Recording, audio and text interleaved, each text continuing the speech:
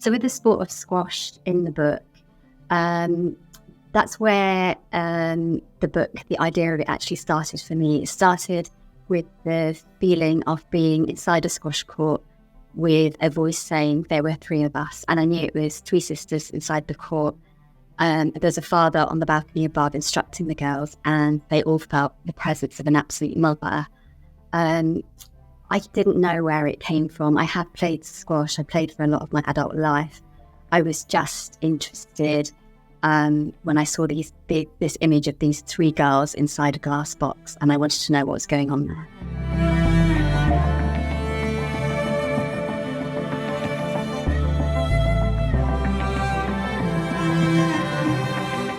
So did I intend to create a tension between reality and the afterlife? I think the question of intention is really interesting.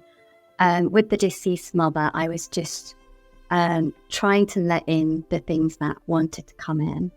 And then when I was like going and over the text, I was asking if those things belonged. Did they feel right? Did they need more space? And the ghost story element was one that I gave more space.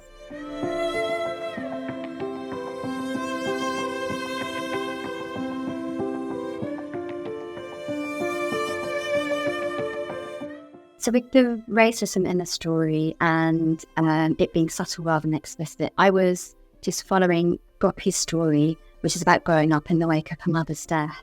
And for her, the racism that she and her sisters regularly experience is part of the life she's always known. So there's an example where she talks about this brick structure of fort behind their house, and she says that it's amazing to her and her sisters, like no one climbs up and spits on them or tells them to go home or runs them out of there. And what she says is shocking, but then she kind of walks past it. Because although it's part of the atmosphere of her life, it's not the story that she's telling in that moment.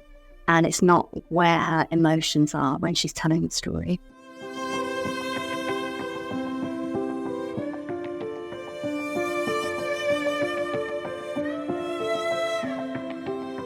So I really enjoy writing about children and adolescents, and I love the child's point of view.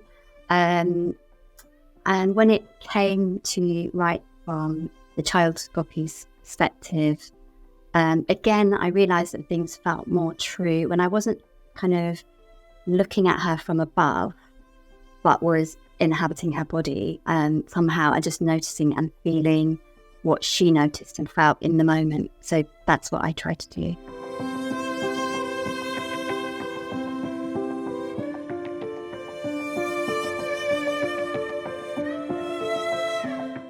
I would say my natural inclination is to write in a way that's quite spare and to focus on the unspoken.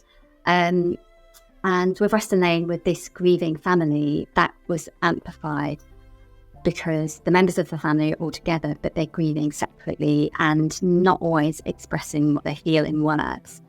So it felt most true to me when I was inhabiting Gopi's body and taking in the clues that she was taking in. And then I was naturally giving space to physical detail and to the ways that the members of the family were expressing themselves. In a strange way, cinema is useful for me as an inspiration when thinking about what isn't expressed in words because we take in so many visual clues. And there was this movie, Past Lives, quite recently, where there were just scenes with no dialogue, but so much emotion, and scenes where you're just taking in an incredible amount of information about how people are feeling just from the distance between them on the screen. And yeah, I just love that.